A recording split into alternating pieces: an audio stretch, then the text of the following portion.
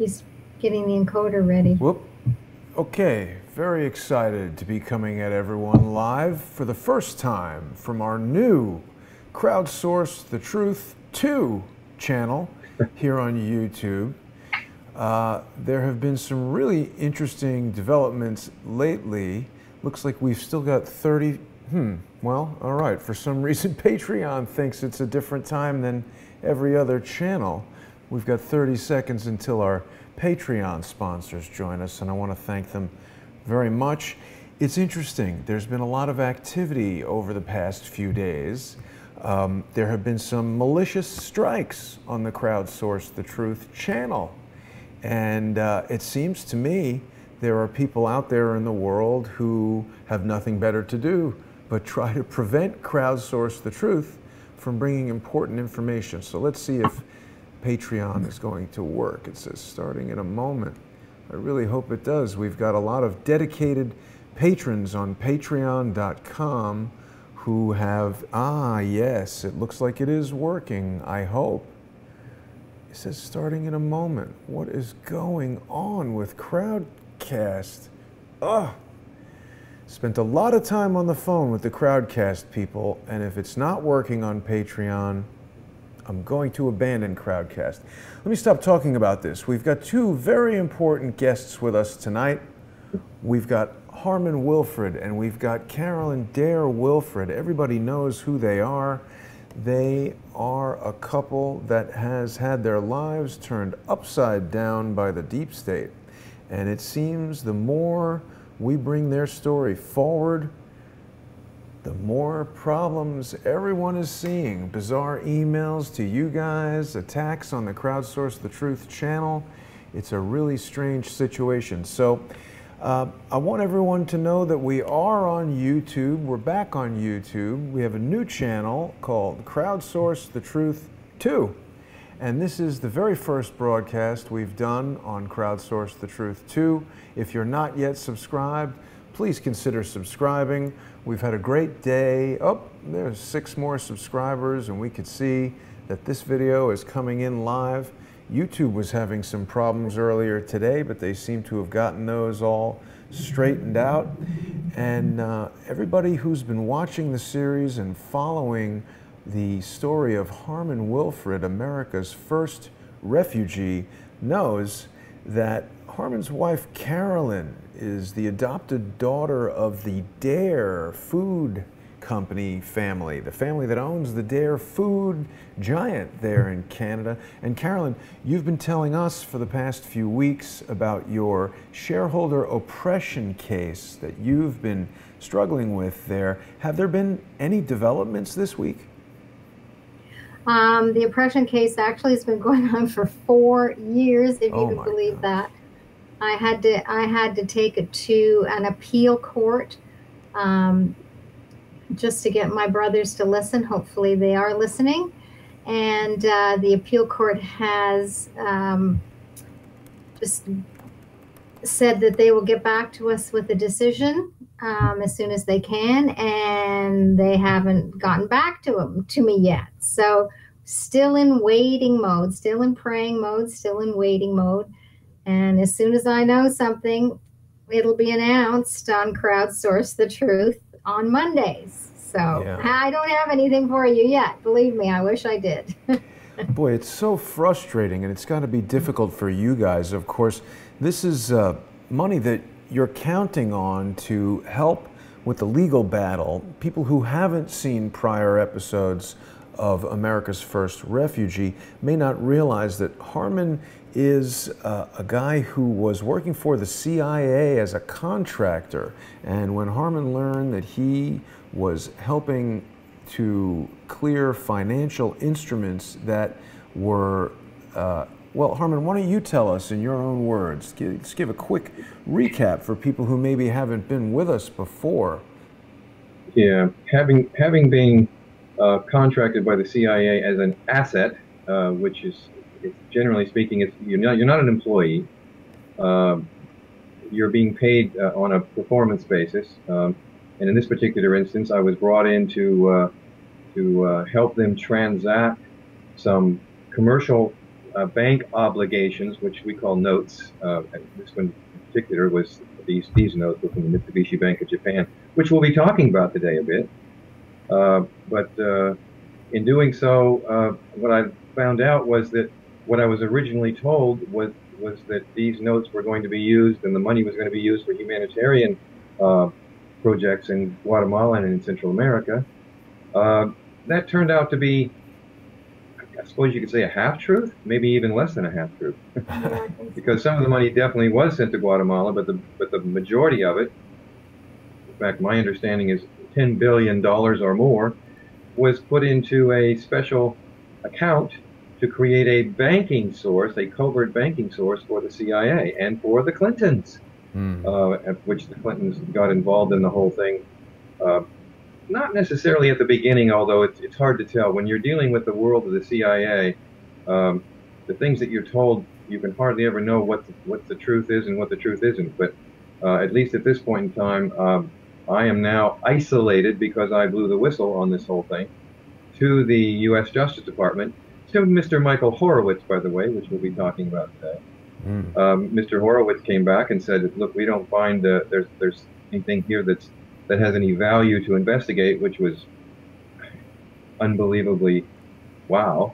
Shocking, and to that's say what the least. we'll be talking about today is the evidence that we've got, and we've been talking about it during the last interview, the evidence that I accumulated and gave to Michael Horowitz, and the fact that he could even say that is just crazy. So we'll be covering a bit of that today, and then we'll be going into the actual Mitsubishi deal itself and covering some of that information, which I think everyone will find interesting because it's really about what goes on with the CIA and these kinds of operations, which I think everyone will find intriguing. I think it needs to be made clear to those who are just joining us that Harmon is stateless in New Zealand. He doesn't have a passport. He cannot leave. And I'm Canadian. I left to visit my daughter over 2.5 years ago, and New Zealand refuses to allow me back in New Zealand, even on humanitarian basis, to visit my husband. So we have been separated for over 2.5 years, and we're a Skype couple, if you want to say that. We've been married for almost 20 years, and yeah, it's crazy. It's just crazy. Very difficult for people to imagine what you guys must go through being separated for so long. And today, a slight departure from the Skype couple status. We're using a new piece of software called Appear In. Now, I haven't spoken too much in a while about my affinity for the concept of Kaizen, which is appropriate for today because we're going to be talking about the Mitsubishi Bank of Tokyo. And of course, Kaizen is the Japanese principle of the continual refinement of a process or a product in the pursuit of perfection. And although I don't speak Japanese, it is my understanding that this principle also presumes that man can never achieve perfection. It's a divine thing, but the pursuit of it is noble. So towards that end, we're going to be using Appear In. The audio is, I think, much better, and the picture seems better, so we'll try that and we'll see how it goes. I do need to apologize to our friends and our really important sponsors on Patreon. I am incredibly disappointed in Crowdcast, which is a new service that I was speaking to this morning, and it's going to get canceled. Crowdcast has absolutely failed for several days in a row, and I want to thank all the people who are sponsors on Patreon. I promise tomorrow I'll have a new streaming service in place that will be free of YouTube, and just forget about Crowdcast. They've got to get their act together. And enough about the technical aspects of today's show. People who are coming to the program for the first time and meeting the Wilfreds for the first time, I want you to know that you can follow Harmon on Twitter. You can find him there at Harmon Tweets. And of course, Harmon is keeping a running log of all the shows we're doing here on Crowdsource the Truth. And he's being followed by some of our favorite people. We can also recommend that people go to harmonwilfred.com. Harmon's got all kinds of information there. He's also got his Lumina Diem page, which contains more details about the case, and we're going to be going into some of that today. Harmon, why don't we dive right into your presentation? I know every week you're updating the PDF timeline, and I've got that PDF ready for us to look at whenever you're ready, sir.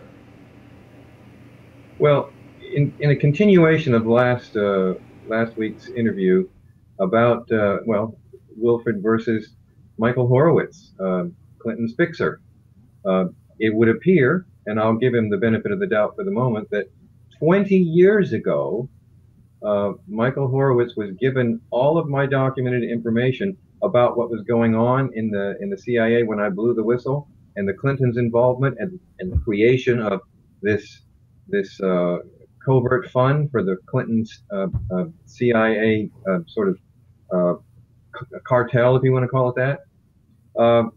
Mass amounts of information. As I said before, a book about 4 inches thick with PDFs and everything from emails and letters and faxes and you name it. And when he came back to me in 1999, 2000, and actually to my attorney, who was a very high-level attorney in Toronto, and said, we find that this is not worthy of an investigation, everybody was shocked. So what we're doing today is we're going through, again, some of the information that was given to Michael Horowitz to give you an idea of what he said wasn't worthy, so to speak.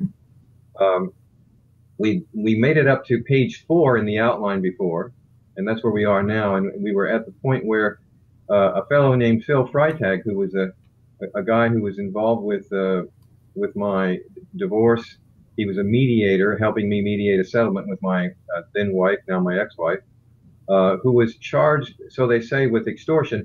See, I was in the middle of again, going back, I was in the middle of an extradition from Canada. I was picked up and put into no other way of putting it, an underground maximum security prison for family court issues, which was odd.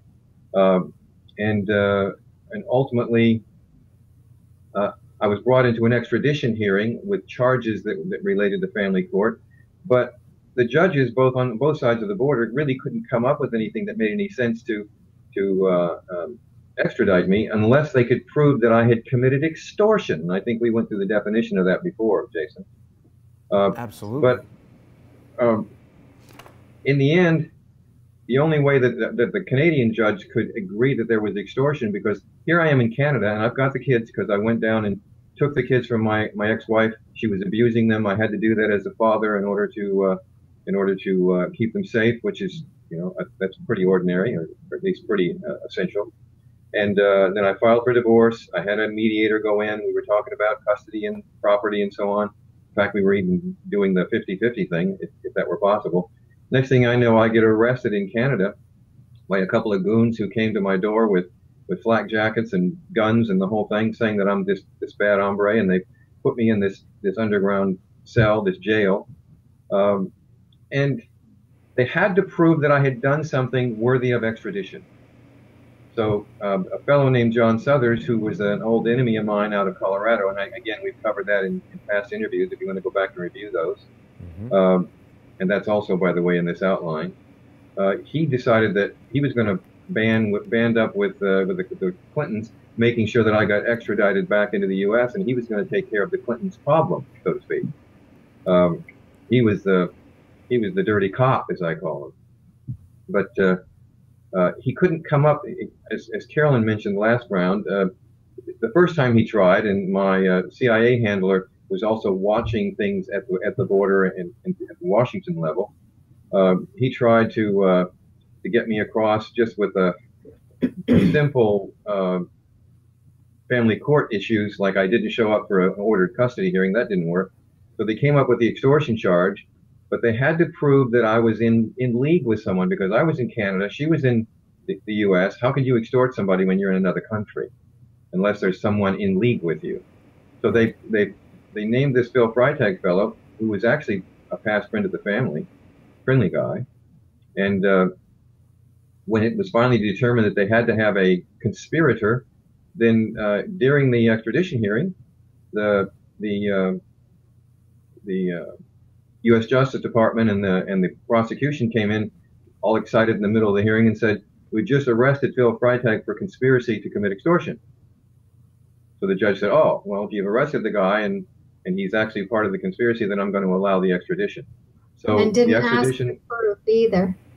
What's that? No, there was no proof asked for. Proof. So they put me back in jail. That's where we were last week, right, Harmon? Yeah, that's right. So they put me back in jail, put me back in custody, and we then started a appeal because we didn't believe it. But within a 24-hour period, Carolyn and the other people that were working with me on the outside contacted Phil Freitag and said, what's going on? And Phil Freitag said, well, nothing. I'm just waiting for you guys to determine what you want to do next. And he hadn't been arrested. He hadn't even been approached. So it was just a big lie to get me extradited. So that was really good grounds for an appeal. So we filed an appeal. I got out on bail. And if you can believe this, for family charges, a $600,000 bail that Carolyn's father had signed for. And of course, being a multimillionaire, first of all, getting him to sign for it was the real issue. Once he agreed to it, it was no issue in getting me out on bail. Once I was out on bail, made him do it. Yeah, that's true. Once I was out on bail, I started putting together all my documents and all the things that I had, and the U.S. knew that they were in trouble. It wasn't long after that, they called a meeting in Toronto. President Clinton's attorney, Gregory Craig, asking me to please stop. I didn't, but in asking me to stop, it was more or less promised to me that if I didn't stop, I would never see my children again. As we all know, I haven't seen them now for 20 years. So on that promise, even though I've done everything I could to stop that. But if you look at the outline on page 4, you'll see the Freitag conspiracy, extortion charge, and arrest. There's actual evidence there, if you want to click on that, where it shows that... Before you proceed too far, there's some questions coming up in the comments. There are some other YouTubers who have spoken about someone with the name Freitag in the past. And that Freitag is spelled differently, has nothing to do with your story, and I don't even think we've ever seen any evidence from that other person that the Freitag he's talking about was doing anything. So just want to clear that up. I just want to make this clear, and sorry to interrupt in the middle, but after every session that we have, I go through the live comments. I also go through the comments that are put on YouTube. I respond to those comments that are put on YouTube, to the live comments. I put together an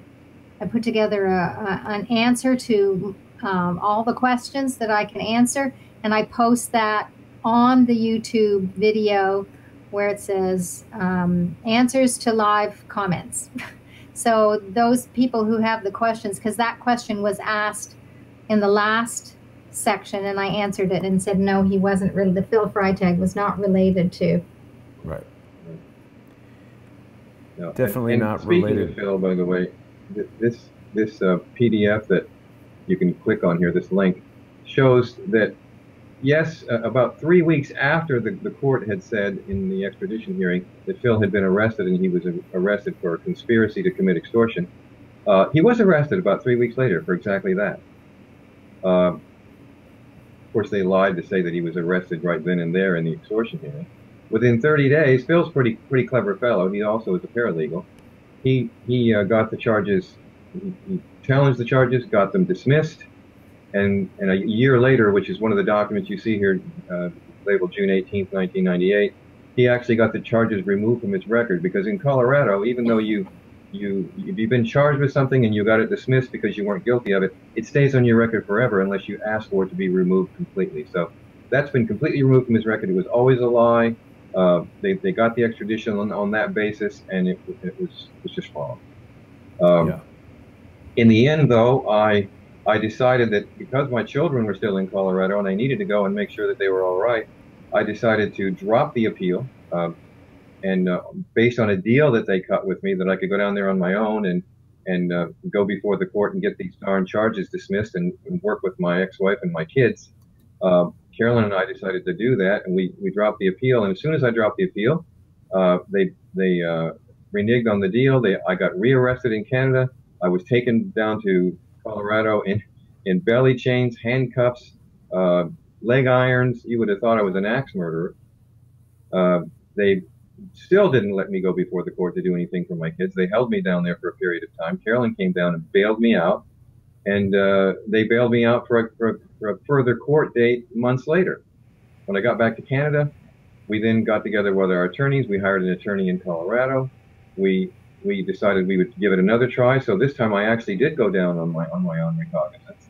And when we got there, I was rearrested by the federal marshals, who put me in federal jail, in a federal prison for something completely unrelated. This just kept going on and on, where I ended up in various jails in Canada and the U.S. over a period of time, in a very confused effort to try to not only just destroy me and my reputation, but to try to drive me mad. I'm sure they have this thing called diesel therapy, where they put you in a van and they run you from one jail to the other to try to drive you mad. Well, they did that as well. In Colorado, they ran me from the county jails to the federal prison, to a city jail in Denver, back to another county jail. And ultimately, my attorneys in Colorado, or I had an attorney there in Colorado and one in Canada, they got together and determined that this was not only wrong, that my rights were being violated. There's a Hague Commission extradition treaty between the two countries. They had violated that treaty horribly. So they took that before a federal judge. The judge then said, wait a minute, you guys have violated the treaty between the two countries. So they were forced to drop all the charges, let me go, and I was supposed to be released from a federal prison at that point in time. And it was around, May 25th, May 26th, in 2000. Carolyn came to the federal prison to get me out. She came into the front door to receive me. So I went as soon as I got released, because the judge's order basically said that they couldn't hold me for anything from that point forward. All charges were dropped, and they were disallowed from abusing me and arresting me or doing anything to me in any way. Well, Carolyn, you can probably tell a little bit of the story there. I think people are tired of hearing my voices. Go ahead. Well, I was at the front door waiting to pick up Harmon, feeling very relieved that we were going to be together again. Unbeknownst to me, as I waited and waited and waited, they scooted him out the back door. What would you call them, honey? Federal marshals. 3 federal marshals scooted him out the back door, and Harmon said, what you're doing is illegal. And they said, no, we're just doing what we're told to do. And they took him off to another jail we actually have the document that says no charges, no bond. So it's more harassment. Yeah, they literally took me to the Denver City. They took me to the Denver City drunk tank, the drug and drug tank, for a 4-day holiday weekend. Great holiday, eh? And of course, knowing that Harmon's attorney was away for the long weekend, he couldn't be contacted. And finally, Harmon demanded that he be heard. He was taken before a very young judge. And well, hang on a minute. Let's hold up. Okay. I was in that Denver City jail for 4 days and 4 nights, 24-hour lockdown, gotten up in the middle of the night and abused, doing everything they could to drive me crazy. Filthy, dirty. They put me in a van on the following Tuesday, which was after the 4-day weekend, took me out to another county jail, out in the middle of nowhere, put me in a holding cell in the county jail, and just left me there. And hours later, no bed, no nothing, just a sort of a concrete bench, I got up and I'd had enough. I was exhausted. So I started screaming at the cell entrance, at the bars. And somebody finally came in and said, angry, what the heck do you want? Why are you making so much noise? And I said, here's what's going on. I want to get before a judge, and I want it before a judge now. They got me before a judge. They went out and got a relatively new judge, a gal who didn't look like she was terribly experienced, but she was a judge.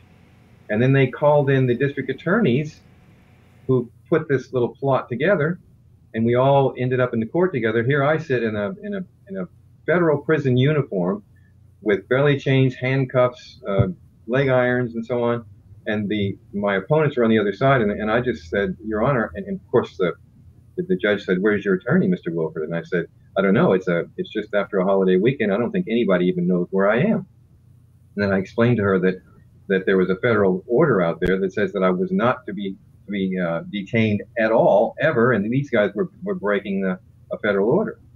And she looked at the district attorney's office people and said, Is this true? And they looked kind of green around the gills and said, Well, yeah, it probably is true, but let's have a chat. So they went up to talk to the judge, and then they came back, and the judge says, I'll tell you what, Mr. Wilfred, I will release you on a $750,000 bond if you will show up, and if you will then show up back here in 30 days.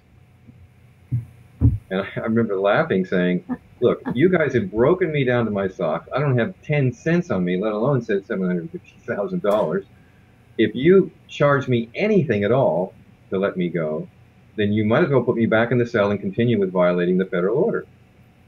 The judge wasn't too happy about that, so they had another round of talks, and she came back. She said, All right, I'll tell you what, Mr. Wilfred, I will let you out on a $750,000 bond that you will have to pay if you don't return in 30 days. I said, So what you're saying is you'll let me out right now without me paying any money? She said, Yeah. I said, Deal. Because I already knew that even holding me in that sense and putting that order against me was also a violation of the Hague Convention Treaty. So, and later on, we confirmed that, and all these charges were dropped, and all the requirements for me to return were dropped. But in the meantime, I was unlocked and untied and put out in the front lobby in a prison uniform. They'd already sent my clothes back to Canada, so they had nothing for me to put on, and they expected me to walk outside and go down a country road where there's a big police station sitting right there with cops coming back and forth in a prison uniform with no ID, no money, nothing. All I would end up doing is getting put back into jail. So I sat and I thought about it, and then I remembered that I had a 1-800 number that got into our phone system in Canada so I could make a long-distance call.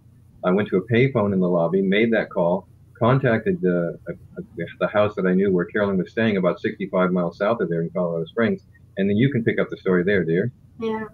Well, all long weekend long after, he was whisked out the back door, and I had no idea where he was. I had no idea if he was dead, if he was alive, if he was being tortured, if he, what they were doing with him.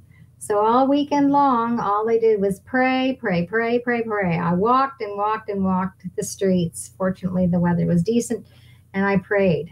So the final day, I was out praying, and I was about a block away from the house where I was staying, and I heard, you can say I'm crazy or not, but I heard God say to me, sing. And I thought, sing? What am I singing about? I don't know where my husband is. He could be dead. Why do you want me to sing? But I went, okay, God, I'll sing. So I started singing. And I rounded the corner just to go to the house that I was staying at. And the gal in the house came running out of the house with the phone in her hand saying, Harmon's on the phone. He's been freed from jail. You can go and pick him up. Wow. You must have been ecstatic. Oh, I was crying. I was beyond myself. But anyhow, he was in a different jail, so I had no idea where to pick him up. So we had hired a private investigator. So he eventually went and picked up Harmon. I then went and followed the girl in her car, in my rental car. We met at the pastor's house of the church that we were involved with down there. And then I picked up Harmon, and then we tried to find a hotel room, of which there was something going on where it took us 3 hours to find a hotel room. Finally, at about 1 o'clock in the morning, we found a hotel room. And I had found out the day that Harmon was released from jail that his father had passed away. And I couldn't tell him that night. He was so exhausted. He was so filthy. He just needed rest. So we went to the hotel room and we went to bed and fell asleep. And the next morning he said, I need to call my dad because it's his birthday. And that's when I had to tell him that his father had passed away. So they kept him in jail illegally um, while his father was dying, and he could have actually gone back to Ohio to visit his dad before he passed, but that Virtually didn't no happen. bounds to the cruelty you've been shown, Harmon. It's really...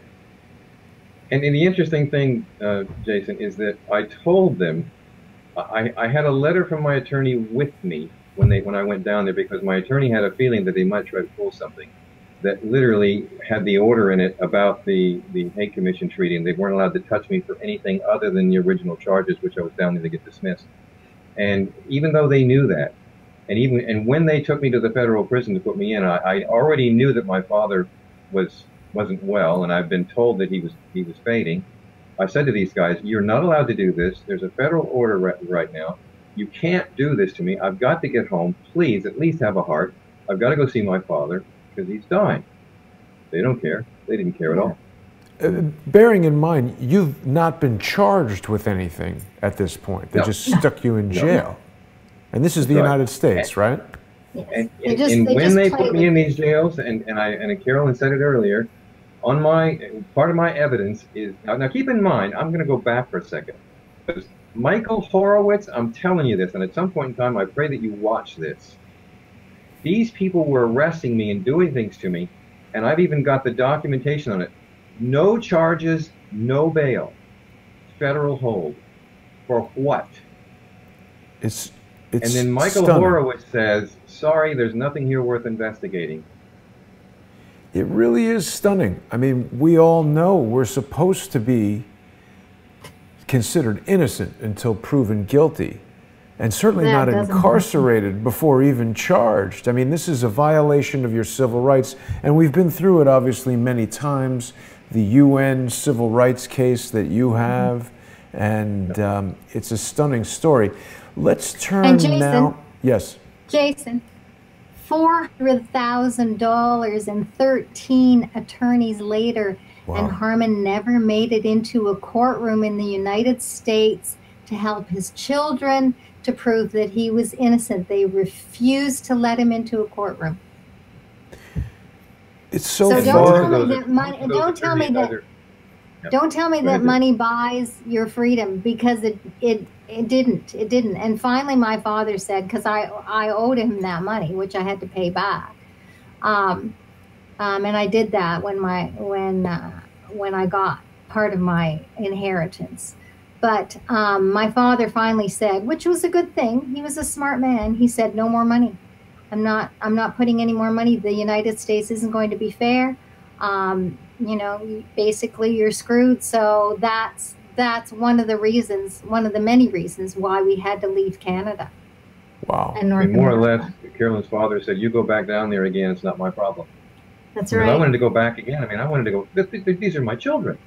I wanted to go back down there again and challenge them again. And he said, "No." He said, but you wouldn't again, have been, you wouldn't have been safe in Canada either. We've seen how the Five Eyes Coalition has basically acted as a single unit, exerting its influence over you, whether you're in the United States, Canada, or New Zealand, where you are right now, without citizenship, without a country. Let's turn now, Harmon, towards the Mitsubishi banknote, if we could. That's the information we're going to be covering primarily today, right? Yeah, well, just quickly, and I'll be as quick as I can. The next thing, in October 2000, we put in our request, me and my attorney in Canada, again, this big fat book of evidence to Michael Horowitz for a criminal investigation. January 7th, and again, if you want to read about that, you can click on that. It's under June 18th in the interview outline. So after the extradition was granted, we did the request to Michael Horowitz. Horowitz delayed the confirmation of receipt of the request, and that's a letter from him. If you click on that, you'll see that he's apologizing. It was months later that he finally responded and said he was looking at the information. May 2001, there was a response from the U.S. Justice Department. Horowitz, for some reason, went away. I mean, he finally responded to us on March the 15th with a rejection letter. We then added more information to it because my attorney couldn't believe that he was rejected. So we we added a second level of information. There was another response on May 2001 to the U.S. from the U.S. Justice Department. Again, investigation declined for the same reasons that Michael Horowitz gave. And then I actually wait, contacted sorry, Harmon, people. I didn't see that Michael Horowitz letter. Which link is that? Oh, Horowitz delayed confirmation January? Yeah, that's right. If you click on that, you'll see that's signed by him. Now, for some reason, I don't have the March 15th rejection, but you'll see that that rejection is referenced in the May 2001 response from the USJD. Let's look at this for a second. For some reason, sure. Because I think it's very important. There's been a lot of talk about Michael Horowitz. Of course, he's the Department of Justice Inspector General right now, and everyone's been saying, you know, is he a white hat? Is he a swamp monster? This particular letter here is written in response to your attorney, Alan D. Gold, and it says, "Dear Mr. Gold, I apologize for not responding to your inquiries sooner. As you have been forwarding materials to me concerning Mr. Wilfred, I have sent them to the Criminal Division's Public Integrity section. The section will review the matter to determine whether it has investigative or prosecutive merit, and they will advise you of the decision. In the meantime, please be aware that due to the change of administration, I will soon cease to work for the Department of Justice. I recommend that you forward any additional materials you have to the attention of the Public Integrity section," and it's signed by Michael E. Horowitz, the Chief of Staff. So it's definitely a kind of a kicking the can down the road kind of letter, huh? Right. Pass the buck. And then Alan got a letter from him again, following that particular letter. He got a letter from him on March the 15th, rejecting the request for investigation. No, I don't sent more have information that here, in, and then how's that? I don't have that March 15th. No, I don't have that one. But if you look at the May response from the USJD, click on that and open that up. Yeah. If you look at that, it talks about, in a letter dated March 15th, which was the Horowitz letter, we responded to your submissions on behalf of your client Harmon Wilfred that the information you and your client provided did not suggest that an investigation by the Justice Department was warranted. Essentially, what she's saying in the next couple of paragraphs is, we agree, and even with the new information, it's still not one. Huh. Sorry, what's the next thing we wanted to see? Hang on a second. I just turned that document off. I've got to go back to it. Hold on a second. Sometimes you click on the wrong thing, guys. Hang on a second. I'm going to go back to it. So that was that when it came to the Horowitz investigation. It was over. Now, beyond that point, Carolyn and I got out of Canada. I mean, we were more or less chased out of Canada. Wait, a lot of things down happened that led us to believe that we were endangered. So we literally traveled all the way across Canada, went over to Hong Kong, not unlike Mr. Snowden. Let me just slow you down for 1 second. Kong. Harmon, Just a minute. you were in the United States when you got this letter from Mr. Horowitz, right? No, in Canada. In Canada. Uh-huh. But he was dealing with the fact that you were incarcerated in the United States. He was dealing with everything. What I mean by that is that all the issues that occurred with the Clintons, which we're going to be covering here shortly, with the Mitsubishi note and all this stuff that was going on there that was illegal and unlawful. We gave him a package that included everything that was involved in the Mitsubishi deal with the Clintons and all the illegalities there, as well as all this stuff that occurred around me that was unlawful and illegal and civil rights violations and so on, when I was picked up as a result. Why didn't he just look at this and say, wait a minute, this guy's been thrown in prison and there's no charges, and investigate that? That's right. Why didn't he do that? Well, there was so many. I mean, that's just one issue. There were so many issues. Violation of the Hague Commission Treaty between the two countries.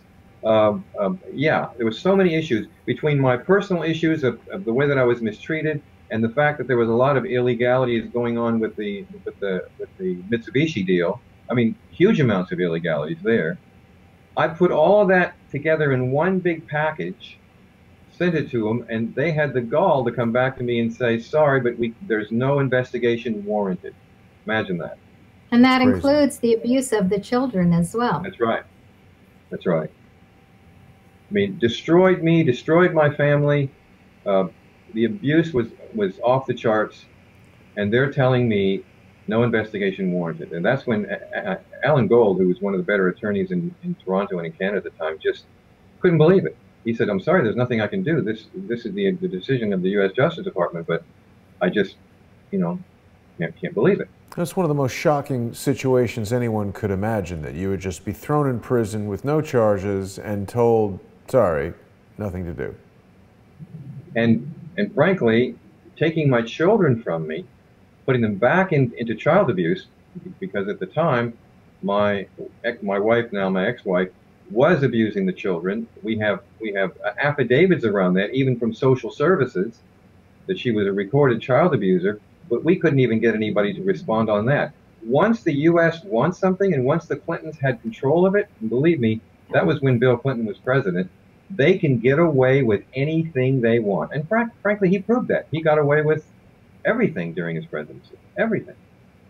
And ultimately became revered by the United States of America. And remains so. It is mind-boggling. Hopefully that period is coming to a close soon, and hopefully the information that you're bringing forward here, Harmon, will help us achieve that goal. I do believe that certainly in part, one of the reasons that I and Crowdsource the Truth have been repeatedly attacked is because the information that you're bringing forward is so damning that if the public knew what happened to you, and if the public knew what the federal government is capable of if they want to, I mean, the response should be outrage. The fact of the matter is, whatever anyone thinks about me, or what I might say, or how I might act, or any of the ridiculous, unfounded rumors that people spread about me, the information that Crowdsource the Truth is bringing forward through this program, Harmon Wilfred, America's First Refugee, is so stunning that anyone who is attempting to suppress this program is for the illegal, unlawful detention, torture, and destruction of this man. And if it can happen to Harmon Wilfred, it could happen to you. You bet so. And there's so much more information that we have as well. Yeah. Again, now moving along, and I'm gonna move this along, just to prove to you, once we got out of Canada in 2001 and ended up in New Zealand, and of course then we saw the horror that we got in New Zealand on August the 11th, on September the 11th. Everybody knows what happened there. Knowing what I helped to put together, and knowing there are dates and events that occurred in a series, in a pattern, that as I saw those planes hit the towers, and I began to understand what was going on, one of my first thoughts, and this was part of my letter to Donald Trump that I wrote to him in 2016, is that it gave me great pause to try to understand that the CIA now had unlimited funds. They were really pushing me to get something done by 2000, 2001, which I did finish it for them, even though I was thrown in jail and ultimately tossed out. And all of a sudden, this event came up. I couldn't help but think, oh my God, did I help to finance any of that? Was the CIA involved in any of that? And of course, we all know the conspiracy theories that have come out since then, but who can tell? By March 19th, 2007, being here in New Zealand, having renounced my U.S. citizenship to keep from being sent back to the U.S. and further abused in 2004, 2005, I finally got a hold of a paralegal person who was pretty well known in Colorado. I couldn't get any attorneys there, by the way, to do any work for me because they were all scared to death of John Southers. But this gal was pretty gutsy. So she went into my criminal files because I kept hearing that there were still charges on my record. So she went into my criminal files, pulled it all out, did a complete analysis of it, and that's what you see here, is a paralegal affidavit evidence, where she basically came up with everything that was in that file was nonsense. She has copies of stuff from that file in this document, where she basically says there are no charges. if there were ever any charges, they're at the very least they've expired due to statute of limitation. But for the most part, they were bogus nonsense. And I've kept that affidavit over the years to show that I've done nothing wrong. Well, And then, the and other then, thing and, that proves that she was really, sort of touching the hot potato is that after, I believe, as she was doing this, and after she proved that Harmon's charges were bogus and everything, she was harassed. Wasn't her home broken into? oh yeah. I mean, She got to a point where she couldn't even contact me anymore. She was too afraid. no. Wow. Yeah, I mean, it was God awful. bless her. It was just awful. So This no is wonder amazing. nobody in Colorado would even touch us. Well, I've got because- this gets better. This gets better. Oh, This is August 13th, 2007. I sent in to the FBI because I constantly trying to get status here in New Zealand. So by 2007, I was trying to get, well, because I was stateless, there's a rule here that says that if you'd otherwise be stateless, you can apply directly for citizenship through Internal Affairs. So in order to make that application, I had to have a police report. So I wrote to the FBI for a police report on August of 2007. What I got back, if you'll click on this police report, Jason, to show everyone, it's sort of sideways. I don't know if you can turn that around. But they've misspelled my name for a start. And by the way, in order to do this, you have to give them your fingerprints. You have to give them a copy of your passport. There's no way that they can make mistakes like this. But it actually shows here, inept. Yeah. it actually shows that Harmon Wilfred has 2 aliases, which is ridiculous. And the aliases aren't even anything you could hide under. I mean, Harman instead of Harmon. Anyway, but the other thing that it shows that I was born in a city, birthplace, unreported in the Ivory Coast. What? Even though his Now, when I- passport said he was born in Kentucky. That's right. Now, as I looked at that, I thought, well, that's obviously a mistake. But again, being a bit naive, the more I thought about it, the more I had it looked at more carefully by others. This was the setup. If I stepped off the borders of New Zealand for any reason, I could be picked up as a person who's running with 2 aliases, having been born in the Ivory Coast. A terrorist. Yeah. Now, Harmon, is So- it against the law to utilize an alias? We know a lot of unscrupulous people that operate under aliases. Almost everyone that we interact with is operating under an alias. Well, yeah, you're right. Combine that. Hang on, I'm going to go back to that. But obviously they're up to something. I mean, Oh. You cannot be that inept that you're looking at a U.S. passport where it says his name is Harmon Wilfred, that he was born in Kentucky, that all of a sudden at the FBI, I mean, are they totally duh that they say that he's born in the Ivory Coast when it says right on his passport he was born in Kentucky? Yeah. it's crazy. Now I ordered a police report again. I've got 2 copies of the same police report. I ordered it twice. I got the same police report both times. So I thought, all right, I'm not going to try that again. But then in June the 12th, 2012. Now we're going to go back to Mitsubishi in a moment. So bear with me. June the 12th, 2012. I then considered the possibility that because I'm married to Carolyn, maybe I could, as a stateless person, have her sponsor me to Canada. Although I was very, very cautious about Canada because Canada was the one who turned me over to the U.S. and did all the abuse in the past. But I thought, well, let's just take a shot at this and let's see what the FBI will provide for me nowadays. So I got a police report from New Zealand, which was clean. I got a police report from Canada, believe it or not, which was clean. And when I asked for the police report from the FBI, this is what I got. Look at June 12, 2012. I believe we're Again, looking we'll go at through it this right just very here. quickly. This is U.S. Yeah. Department of Justice, Clarksburg, West Virginia, June 12th. Yeah. References made to our The receipt of your FBI does not application. honor requests for documents made by individuals who are currently fugitives from justice. What? Where does it Check say of the that? wanted person file of the National Crime Information Center disclosed an active warrant for your arrest, okay, for failure to appear that was issued on April 1st, 2011. I had not been out of New Zealand since 2004. I had not been given any notice. They knew exactly where I was because I was communicating back and forth with the U.S., especially for my kids' sake. They knew exactly where I was. Nobody told me there was a warrant issued in 2011. This was 2013. And by the way, when it was issued in April of 2011, that was about a month or so after New Zealand had issued a deportation order against me in 2011. Once Hillary Clinton met with the Prime Minister here, they issued a deportation order against me. Now imagine that. From 2005 all the way to 2011, I was in the middle of all these applications. Nobody was bothering me. Then all of a sudden, they come to my door, issue a deportation order against me, and tell me to leave. Wait a minute, a deportation order? I walk off the shores of New Zealand. By the way, I couldn't leave and I couldn't be deported, so I wasn't going to leave anyway, but they were trying to push me into leaving.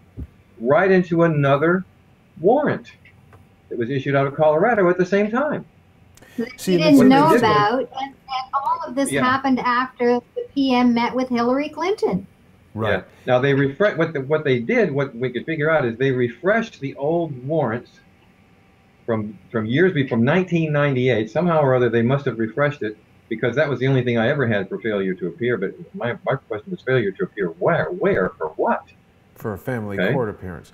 So Harmon, let's talk about this for a minute, because what we're starting to see here is the playbook. Obviously, the pressure that's been put on you has been intense, but we see how these unscrupulous deep state scumbags operate. They want to do what my friend Mr. Hudson would call get you jammed up, where they can kind of like get these false documents in there, make some kind of false accusation. They understand how the system works and how, you know, maybe it's very easy to put in a warrant for something or make a typo that results in somebody giving them the answer that you're using an alias, and they're trying to jam you up. They're trying to fill a, they're trying to create a bunch of fake evidence so that they can then use that fake evidence to blame you for something and put you into jeopardy. Ironically, we know of some unscrupulous liars who are doing that to me. Yes. Now click on the July 4th letter that my attorney wrote them a letter, and he's essentially saying what you're saying right now. But let's just have a quick look at that letter.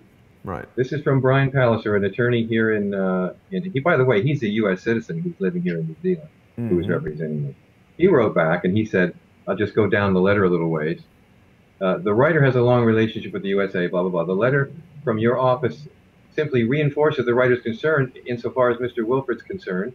All Mr. Wilfred has sought to do was request a search and details of the FBI criminal justice system. Okay, move on to the next paragraph. You will be aware that Mr. Wilfred has been out of the jurisdiction since, well, God, since 2004.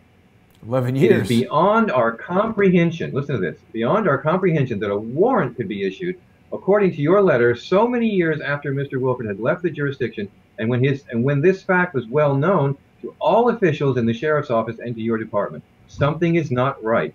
Yeah. We cannot conceive of any possible legal basis for the application for an issue of such a warrant unless there has been a gross misfeasance in public office committed by those involved. The report has been obtained from a paralegal and that's the paralegal I was telling you about, made inquiries for Mr. Wilfred, and we attached that report for your reference. If it is inaccurate in any way, then please advise accordingly with specifics. The fact that the warrant has been sought and issued in such circumstances and so very many years after any possible cause of action came into existence, and our client seriously denies that any such cause of action exists or existed, would indicate an abuse of process and possibly more serious and illegal actions, at least on the part of the officials in the state of Colorado. Now, I'll stop there. John Suthers got his name all over it. Yeah. He's the top cop there. He's the dirty cop. He's doing everything he can to get me back in his jail. Now, this John Suthers, he's still around. It's important that we talk about this. This individual is now the mayor of Colorado Springs. And John Suthers, I hope you're watching this program. You, sir, are corrupt. You need to be brought to justice. People need to investigate John Suthers. If we've got, who would deal with that level of corruption, Harmon? If the mayor of a city is corrupt, who Who can? Well, I can tell you that the only people when I went after John Suthers back in 95, 96, because he was involved in the pension fund embezzlement scheme, I was told back then that district attorneys couldn't be attacked unless the governor was willing to give leave for that. They couldn't be charged or couldn't be approached. And goodness knows what it would take to take a mayor out. I don't know, but so a district attorney can do whatever they want. I went to the state attorney general's office. They sent me to the FBI, who sent me to Washington, and ultimately they tried to push Suthers into doing his job. And you know, the result of that was one guy took the rap for the whole thing, and Suthers and all the rest of his friends in the politics of Colorado got away with it. Millions. Literally. Millions. Yeah, I mean, they ended up recovering $300,000 out of what I had calculated was over $3 million in funds that were embezzled. So again, caught him but didn't catch him. He got away with it. He ultimately became the federal attorney for the state of Colorado, the state attorney general. Now he's the mayor of Colorado Springs in sort of a semi-retired position. But the latest on that, I think you'll see as a link in this letter, is that now he's on one of the top 10 in a list for heading up the FBI if that becomes available again. I mean, the FBI in Washington. So that would be a disaster. He's had his eye on the presidency as well over the years. This man is a straight criminal. Well, again, I'm going to get to the Mitsubishi thing now. I don't know how much time we've got left, but the FBI reply to my attorney was more or less, not our problem. I mean, if you can take a look at it, it says this in several paragraphs, not our problem, go piss off. You know, if you want to deal with it, go back to the county where we say the charges are and deal with it there. And of course, then you're going right back to the fox who's guarding the hen house, and they're going to do nothing. Now, in January the 2nd, 2013, I actually had my attorney write to El Paso County Sheriff to try to figure out what warrants were on file. If you look at that one, they try to say that the warrants that were on file way back in 1998 are still on file. Well, again, statutes of limitations, all the other stuff that was in that paralegal thing. But here's a shocker. Can you see me right now? Because I'm looking at the document. Can you see me? I got this several days ago. Can you see this document? It says search report. That's right. It's a search report from an online search group that does everything on individuals for everything from arrest warrants and of course they have access with all their databases. You need to show the front, honey. Yeah, this one's called InfoTrace. And what it says is, I'm just showing you the back of it and I'll turn it around. All of our available online sources, I paid them $30 by the way, in Colorado are reporting that Harmon Wilfred has no record as of March 21st, 2018. No record. Now go figure. Go figure. That's crazy. What the heck is going on here, guys? Harmon. Now I just want to say, yeah, we don't have a lot of time left, so I don't know if you want to sort of just we've got to talk about Mitsubishi. We've got to talk about it, and we can take some more time. But I am very focused on this gentleman, John Suthers, because this is obstruction of justice, isn't it? Oh, absolutely. That's his middle name, John Obstruction of Justice Suthers. and it was John Suthers who Michael Horowitz said he didn't have enough to investigate. Right. That was on the pension fund issue. And if you will recall all the documentation and evidence that I have that you can click on even in this document and look at all the I mean, huge amounts of, I mean, the evidence that I have on Suthers, the evidence that I put together on the Clintons and the Mitsubishi deal is absolutely uncontrovertible evidence. Well, this is why they're trying to. Says not enough to investigate. Yeah. I mean, this is clearly why they've, jammed you up as they have. And I would say the fact that Crowdsource the Truth is the first news program anywhere in the world to do such an extensive expose of the evidence that you've got. And it's really interesting, this correlation between the aggressive attacks from the various nefarious individuals that we've known for 9 months, who have been at this for 9 months, but they're stepping it up. The more Charles Ortel closes in, the more we reveal Robin Gritz's story and information and evidence about the wrongdoings of Andrew McCabe. And the more we reveal the evidence, Harmon, that you accumulated over years, that they've worked for almost 20 years to suppress, right, the more resistance we get on this program. It's very interesting. And Mr. Horowitz, I'm speaking to you now. Look me in the eye if you're watching this. I'm telling you that not only now do I have the evidence that was given to your department, to the U.S. Justice Department back in 1999 and 2000, you can see I've accumulated even more patterns of evidence to show that there's something going on here, more than something. There's everything going on here with respect to the political corruption of the Clintons, of the Clinton administration, probably the Obama administration. You know, there's so much more here that you could use to investigate. Would that then qualify my evidence for an investigation? You're the Inspector General now. That's what you do for a living. So I would think that you would want to take this and within your Inspector General duties and responsibilities of checking with the FBI, the U.S. Justice Department, and so on, that it's time to throw this into the basket and investigate the whole darn thing because it's all related. And I challenge you to do that. It goes from Colorado Springs to the state of Colorado to the FBI all the way to the office of the president. It just goes right up the ladder. That's all right. corrupt. And all over corrupt. into the Canadian justice system. Yes. There was stuff going on there where Canada was cooperating with them to a point where I was told by a Canadian official that that if I got back to Canada, now I don't know if I can trust this, that they would never allow another extradition on me because it was just too much of a potential embarrassment, and they came too close to a diplomatic incident because of what the U.S. did and because they lied so egregiously. And of course, because Harmon and I have been separated for over 2.5 years, it's gone into New Zealand. So you've gone from city to state to or from city to county to state to the FBI, to the president, to Canada, to New Zealand, to Washington. I mean, it's endemic. It's just outrageous. It is. Harmon, what you've assembled for us thinking here, about how we tied together these timelines, if you recall, within this outline, and how everything that was going on in Canada is now going on in New Zealand. We have now human rights violations that are horrible.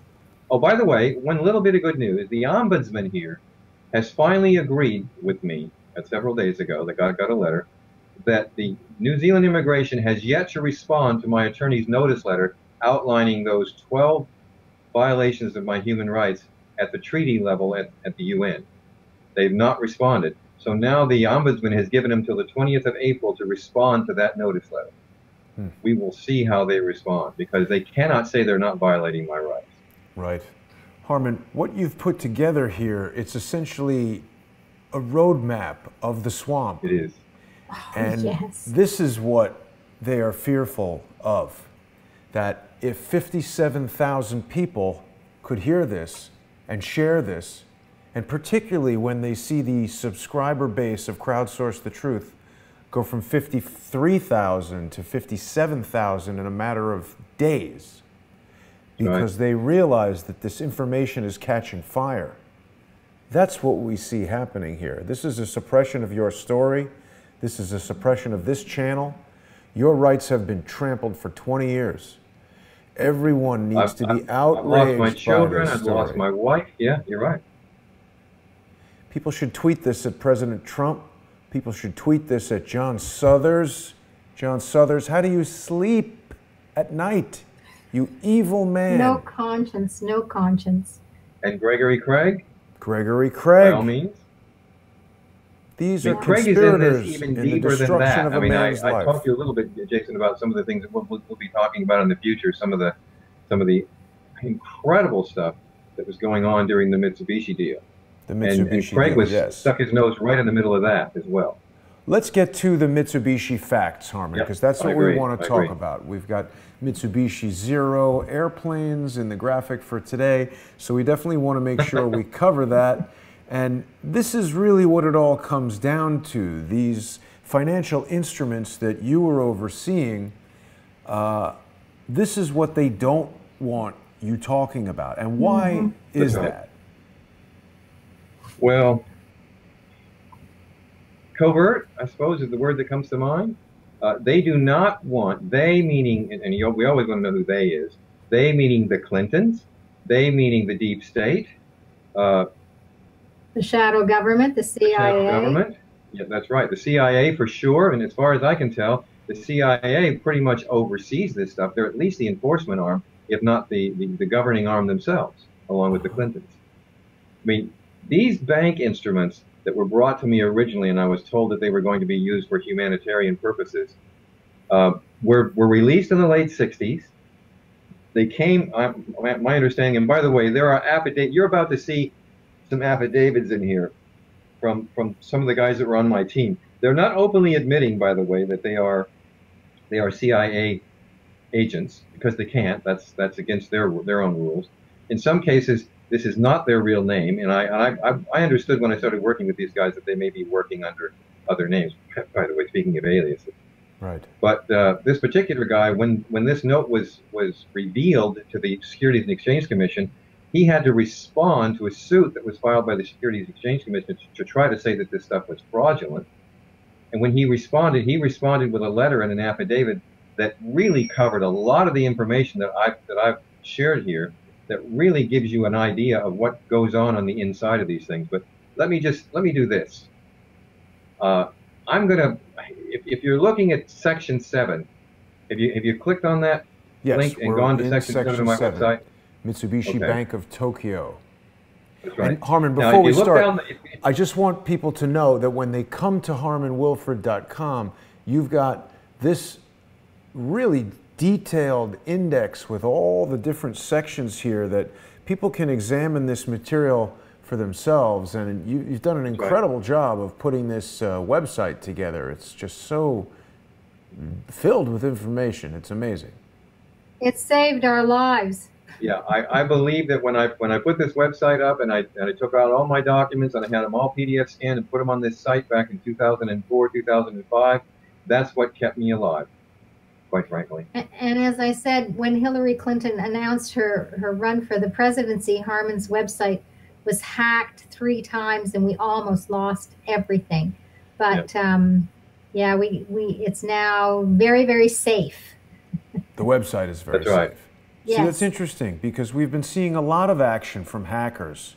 Hillary Clinton and Barack Obama from 2008 until the present seem to be very aware that cyber warfare is all the rage these days. She's got her servers in the bathroom.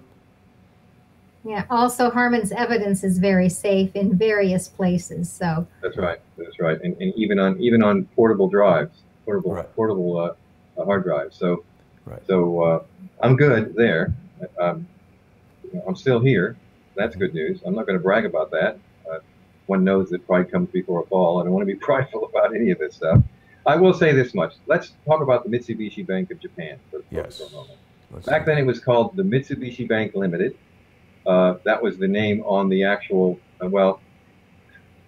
case history in the Luminidium site, Section 7, really provides a full account and all the documentation in regard to that sort of covert CIA's assignment and transaction of the Mitsubishi Bank of Tokyo, Japan's international, I call it, technically it's the International Certificate of Commercial Obligation number 47029. It's real. When we first approached, when I say we, the CIA gave the note to me. I gave it to a couple of the trusts that I work with, private trusts out of Europe. They came back to me and said, we've got to confirm this. We confirmed it through the International Bank of Settlement in Switzerland. We had to contact the Central Bank of Japan. The Central Bank of Japan denied it, said it was fraud. We said, no, you really can't say that. We've already done our homework.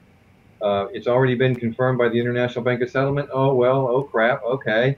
Well, in the end, after several calls back and forth, they decided, all right, we'll let you, we'll confirm this for you. You're not allowed to go out and cash it openly. You can work with the note in terms of the value. We'll confirm the value of it. You can lodge it in a bank and deal with loans or whatever else you want to with it. But you have to do it covertly. If it ever comes out in the public, then we will again declare it fraud. So the That's so CIA agreed weird. to that. How's Well, that?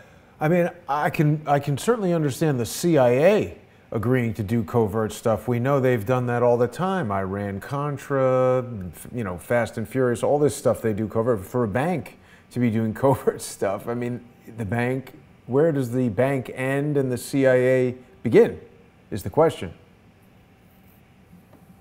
Well, when the Mitsubishi Bank agreed to do this, it was really an agreement not with the CIA, it was an agreement with the trust. And In ultimately became Liechtenstein. two trusts because the magnitude of this first deal was $6 billion. And as I've often said, there was 34 of them altogether, 34 or 35, I think it was 34. And so this was the first of them, and this was the smallest of them. The CIA had already gotten 11 of these signed over to them in Central America by Central American countries and officials. They weren't able to do anything more with them. Apparently, they were issued back in the 60s for infrastructure and things like that. And it's so corrupt back then that the heads of these nations literally took them to their Swiss bank accounts, which they could get away with back then, and blew all the money here and there as much as they could. But they couldn't touch the principal. All they could do was cash the interest coupons. And of course, there was plenty of interest coupons over the years, and there was very few of them cashed. And so here they sat. They weren't supposed to be dealt with anymore. And the CIA had told me that ordinarily these were strictly dealt with between governments, from government to government. And could I find a way to privately transact these? That was my job. So I took them to these private trusts. They looked at them and went, "Oh my God, where'd you get this? These are real. Yes, we can privately do these as long as we can get the banks that issued them, in this case, Mitsubishi Bank of Japan, to confirm them." So Mitsubishi Bank of Japan, this is me now versus you. And that's where we're going with this right now. You And that's agreed. still a running bank. Yep, you bet. You agreed to confirm this note, however embarrassing it may have been to you back then, whatever reason why those notes were issued, to cover what you may have done, what the Japanese government may have done back in World War II. I don't care what the reason was, you confirmed it. Now, I didn't have any problem with that back then because I thought it was going for a humanitarian project out of Guatemala. I said, good for you. What I didn't understand, and what I believe they understood from the very beginning, was this was going towards covert operations for the CIA, and now to what I believe to be even funding the shadow government. Because you can't take this kind of money, hundreds of billions of dollars, and just go and spend it anywhere. And if you had to get hundreds of billions of dollars to do covert operations and to run a shadow government, you couldn't do that without showing it somewhere in the budget. This is money that's completely unaccountable to anybody. Well, isn't part of this well, the way it was laundered through the Clinton Foundation as well? Well, that's a little bit conjecture on my part, but what I finally, again, this is the pattern of evidence that you have to look at. When this deal was done in 1999, and I literally finished it before they finally put me in jail and got rid of me. I suspect they never intended on paying me in the first place, but I was told by a guy out of Langley that he knew that I was Christian at the time, and he knew that I was praying about things. He said, "You know, I don't believe in God, but God must be on your side because we've been trying to do this for decades with these kinds of instruments, and you're the first one who's been able to do it." They finally got it to the Federal Reserve. The Federal Reserve released it, and the first monies came out of it. The $6 billion, by the way, was traded for $15 billion in Treasury bills. Now, here's what I want you to do. Go with me this. I'm gonna tell a bit of a story. Let's stay on that for 1 second, because you've just said something critical. Even though you, as an asset, represented someone with a skill that they could not find anybody else to do, as soon as you did what they needed you to do, you were a piece of trash to them. Well, and it may have been because when I was so concerned about my kids right in the middle of this that I dropped everything I was doing, and they were so upset with me, because obviously what comes first? Your family, right? I flew down to Colorado, I got my kids, I filed for divorce, and when I came back, John Suthers got involved. He wanted to make as much out of that as he could. He went to the U.S. Justice Department to have me extradited. Unfortunately, my ex-wife, or my wife at the time, had some of my documents, so she revealed that to Suthers. Suthers then went and revealed to the U.S. Justice Department what he knew about what I was up to. No one was supposed to know that, especially not people in the U.S. Justice Department, but you never know who's not Bill Clinton. Yeah, so who's does the good that guys mean and the bad that guys. Suthers is involved with the CIA? Let me touch on that in a moment. I'm sort of gone through this in my mind this morning, and what I want to do is I want to bring everybody into this right now. Everybody who's watching right now, I want you to imagine yourself being launched. Go with me now. Let's go back there. You're with me. You're in a virtual reality with me now. Imagine yourself being launched into the middle of a multi-billion-dollar covert deal. I was in it, run by the U.S. CIA, with the opportunity to personally inspect much of the documentation, which I did, including emails and faxes between the agents and the key participants. Well, here's your chance. As you begin the review of this information, keep in mind that when the deal was exposed, the CIA denied any knowledge of or participation in the deal. And when I say it was exposed, when it was brought out of my briefcase, and I was then thrown into jail in Canada, and they took me into a Canadian courtroom, and even the Canadian court then knew that something was up, because they also got my documents from me when they arrested me in Canada. They knew I was involved in a multi-billion-dollar deal. So when the deal was exposed, now keep in mind, if you remember, the commitment from the Mitsubishi Bank was, if it gets exposed, we're going to declare it fraud, right? Mm-hmm. The CIA denied any knowledge of or participation in the deal in writing to the Canadian court system, and the Mitsubishi Bank publicly declared the note fraudulent. Okay? So there's where we are, at least for the moment. So on one hand, in the Canadian court, they said, oh my God, this note is real.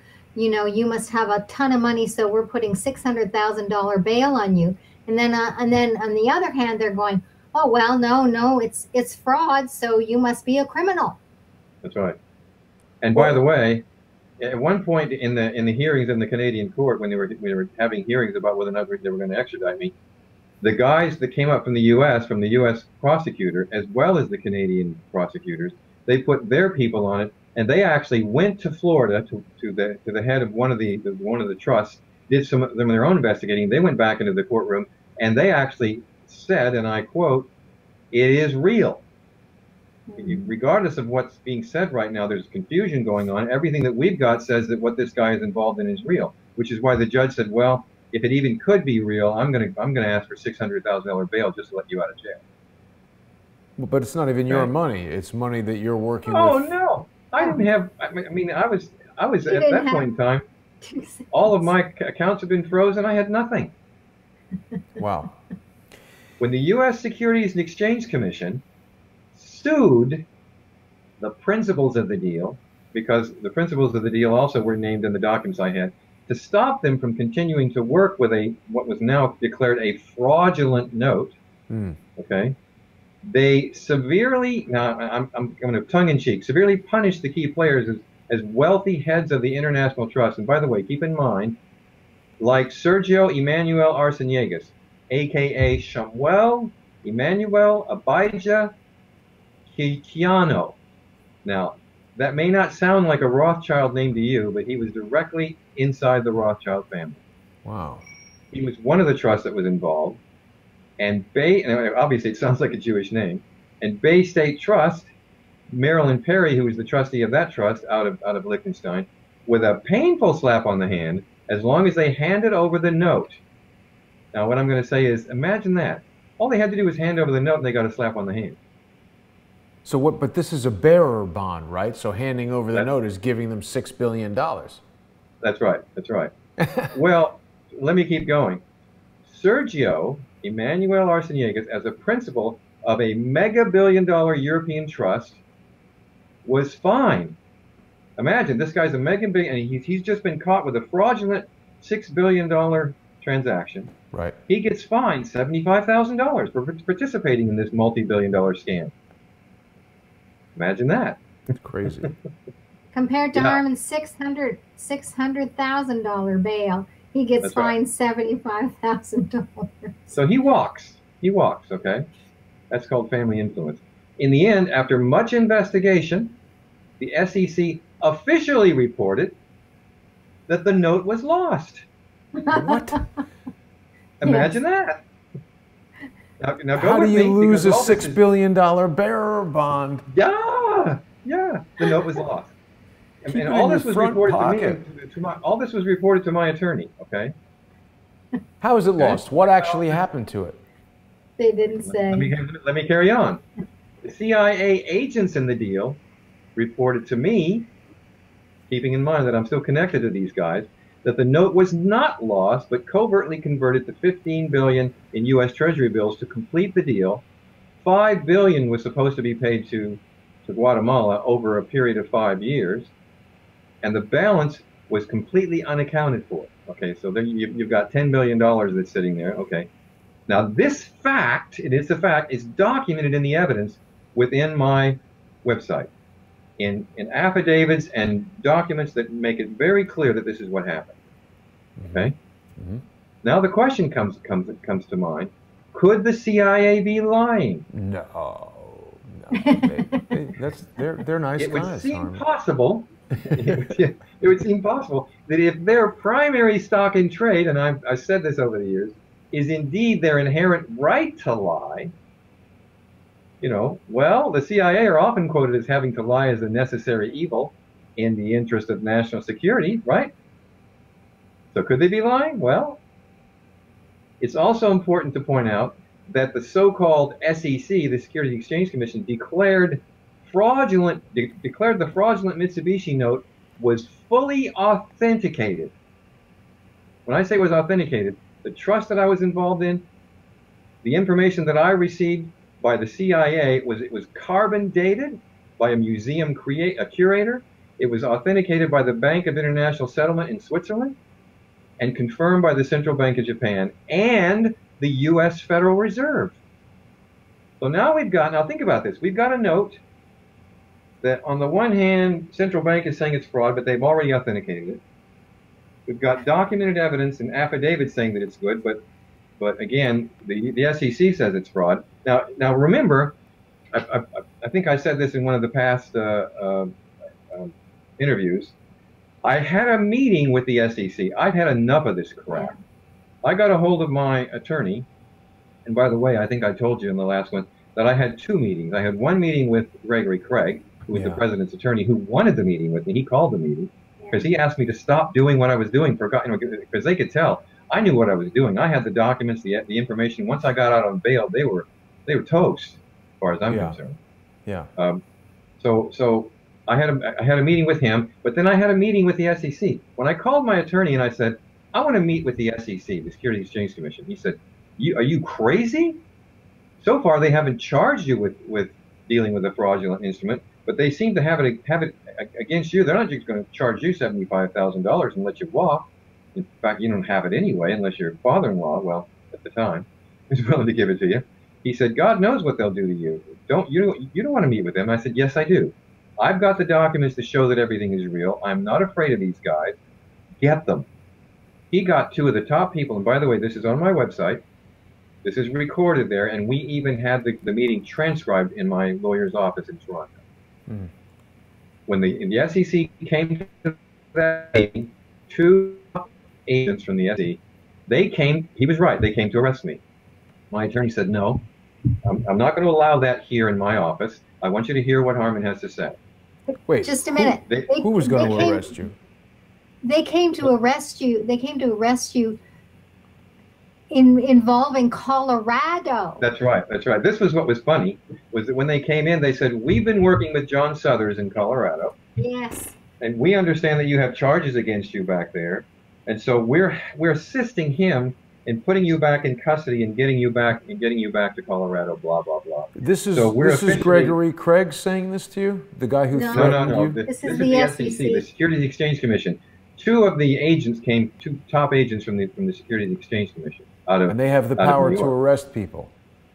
Well, they didn't, but they were going to make sure that I was arrested. And so anyway, this was part of their mission. And my attorney said, no, that's not going to happen. If you want to talk to my client, then you need to agree that that's not what you're here to do, and you cannot cooperate with whatever's going on in Colorado. That has nothing to do with this meeting. And if you want to see what my client has and you want to talk to him, then that's going to have to be the agreement. Well, we haggled back and forth, and finally they agreed, okay, they would leave the Colorado thing out of it. They wanted to know what I had, okay? And by Well, the way, that just proves that John Suthers was involved in so that's right. much. I mean, dirty, dirty, dirty man. But anyway, this is all transcribed, by the way, and it's on my website. Okay. When we got to the point where I said to them, because they said, well, look, you were dealing with a fraudulent note. I said, no, it's not fraudulent. Well, how do you know? Well, I had a whole box of documentation there on all the stuff that was done with that note to confirm it. I started pulling out my documents, and I handed them a couple of them. They looked at them. They handed it back to me. I put it back in my box. They said, hang on a minute. Guy went out and made a phone call. He said, now we're definitely going to kill you. Yeah. He went out, made a phone call, came back, asked a couple more questions that really wasn't terribly related to what I had. But anyway, went out, made another phone call, came back and said, we're done here. I said, what? You haven't even looked at all my evidence. No, we're done. We've been instructed to have no further conversation with you. We're done. They started packing up their stuff. Well, my attorney, who Alan's very well, I mean, he's a powerful guy in Canada, said, you got to be kidding me. We called this meeting. We got all the documentation evidence. He said, I can't even talk to you about it anymore. We're done. Alan's They flew big enough. up from the U.S. They've got an entire floor, by the way, on one of the big high-rises in Toronto. These guys went to the center core elevator. The elevator doors open. They got in. My attorney followed them all the way to the elevator saying, look, how do we get a hold of you? What are you going to... No further communication. The doors closed, and from that day forward, we faxed them, we emailed them, we phoned them. No more communication whatsoever. They didn't want to have anything to do with me or any of the documentation that I had. What happened? Nothing. But why did they do that? I think they figured it out that Harmon had all this information, that it was real, and they were like, oh crap. We just have to put this guy in a hole and never see him again. Yeah, and then I go and meet with Gregory Craig. And Gregory Craig, the first thing I did with Gregory, I have all the documentation with me, just like I did with the SEC, and I said, look, I'm being told that this stuff is fraud. I know it's not. You know, somebody needs to do something about this. I'm now all the way up to the level of the president, and I still had confidence, by the way, that my country would make this right. I mean, I grew up believing in justice and truth and freedom and the U.S. and the American way, and it broke my heart to find out that it just wasn't so. But I said to Gregory Craig, I've got it all here. I'll show it to you. He said, no, I don't want to see it. I don't need to see it. I can tell you that everything you got's true, but I'm never going to admit it. If anybody asks me, I'll never say that I said it. What I've been asked to do is come here and say to you, stop what you're doing. Stop. Don't take this any further. If you take this to the Justice Department, you know, I forget exactly how he said it, but I said, well, look, I've been told that he said, I agree. You will never see your children. Yeah. I said, I've been told that if I continue this, that I'll never see my children again. He nodded his head and said, yep, that's right. Well, I didn't believe him. I still believed in my country, guys. So I did package it up through Alan Gold, and I did send it to the U.S. Justice Department. And that's when, of course, now we're back to Michael Horowitz, okay, and the answer that I got back. But back to Mitsubishi. When the Mitsubishi note was lodged with the U.S. Federal Reserve to be funded, it was reported that President Clinton decided a deal of this magnitude on behalf of a foreign government had never been completed privately for security reasons. Of course, I already knew that. Therefore, he would personally take charge and announce the funding on behalf of the U.S. government. He didn't do that. That was a lie. Could President Bill, now here's the question for you. Could President Bill Clinton have been lying about the note's authenticity? No, he's the one who's saying, we're going to fund it. I'm going to do it. Wait a minute. What about all this stuff about it being fraud? Well, I have to say that after we met with Bill Clinton's attorney, Gregory Craig, in a hotel in Toronto, and he was the one who called Alan Gold and asked for the meeting.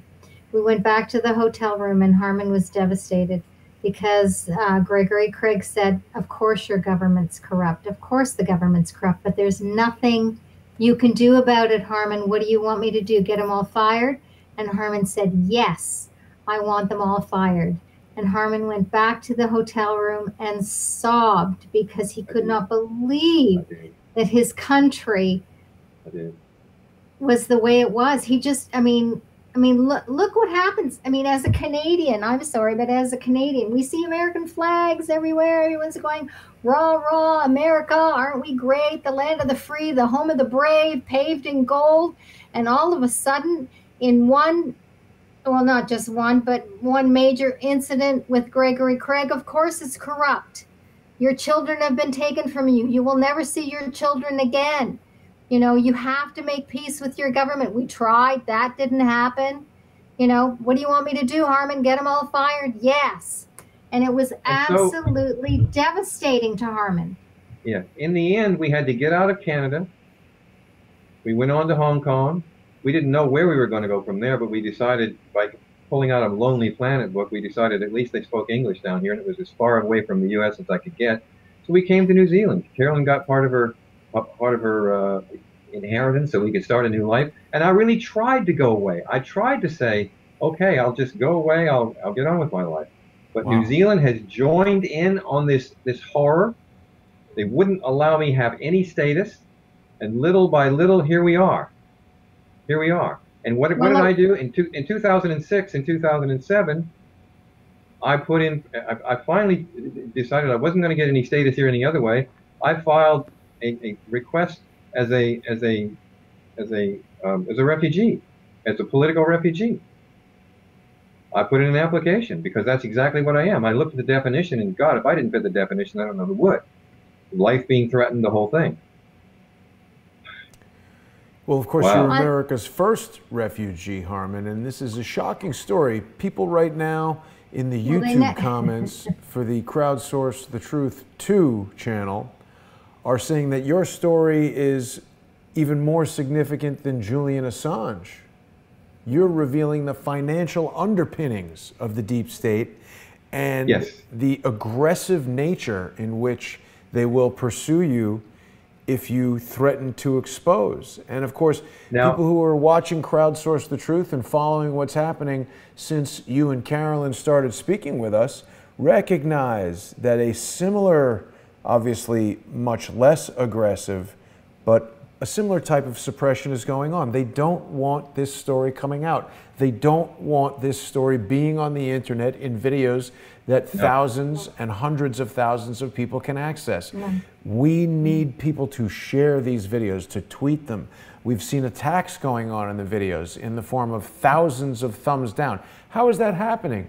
None of the other videos have thousands of thumbs down. Nothing you're saying is worthy of thumbs down unless you're trying to protect the criminals. Exactly. And I would say, and I think we should probably wrap it up at least at this point. I've got more information here, but I would say to Michael Horowitz, what about now, Mr. Horowitz? You said it wasn't worthy of an investigation before. What about now? I've got far more than I've already presented on these videos so far. That's just the tip of the iceberg. And I would say to the Mitsubishi Bank of Japan, shame on you for involving yourself in such a thing. What you were trying to do was save face. You're about to lose more face than you could imagine. I mean, I would say if you're a credible financial institution, then fess up. Pull out this stuff. Fess up with your involvement in this thing. Let's get it over with. Let's put all the truth on the table. Let's put this shadow government to bed at this point in time. Let's stop this funding. I mean, I was told back then that these instruments were so big, the first one being $6 billion, that the best they could do was they could transact one of them per year in the system that I put together. Okay, one of them a year.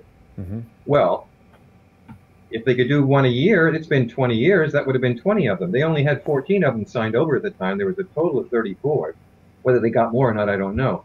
But you can bet they've done plenty of them so far.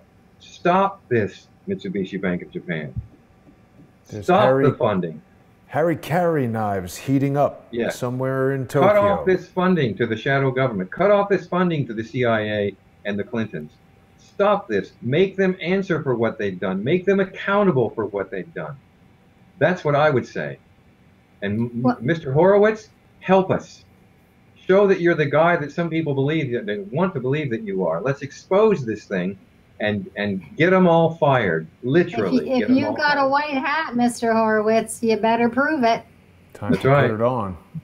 That's right. Yeah, and I want to say, with Harmon applying for refugee status in New Zealand, of course they didn't give it to him. Of That's right. course, because you couldn't possibly have a U.S. citizen or a former U.S. citizen being a refugee. That's just unconscionable. So, yeah, but he renounced his U.S. citizenship for his own safety. He applied for refugee status. He didn't get it, and now he's exiled in New Zealand and separated from me. So it'll all They're work taking out my in the end. children. We just need to keep going.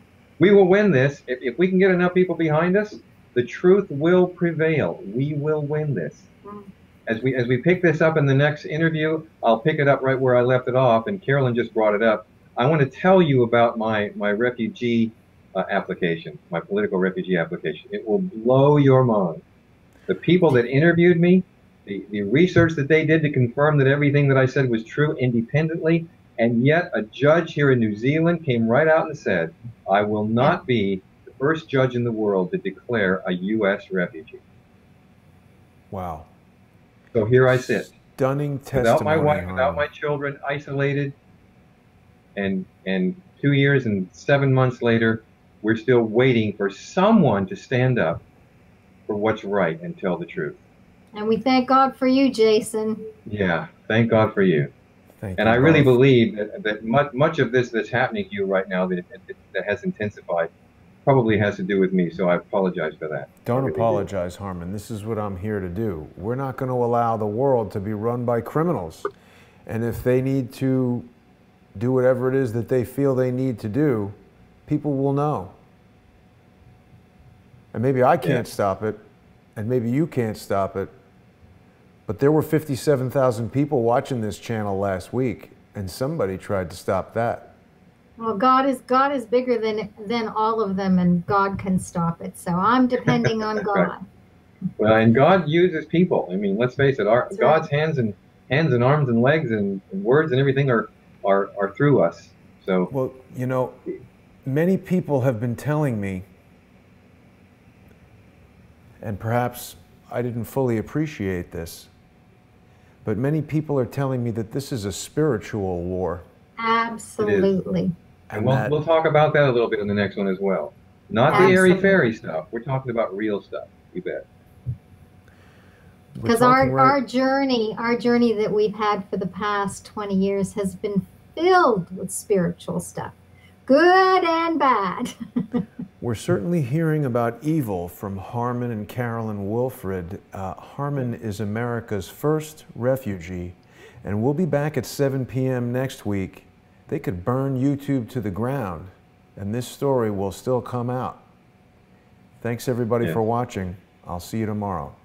Thank you. And by the way, review the stuff that you've got in Section 7 to prepare for next week, because if you read the rest of the narrative and you look at some of the documents there, you can be a lot more prepared, and we'll talk about those. And by all means, come with questions. We love questions.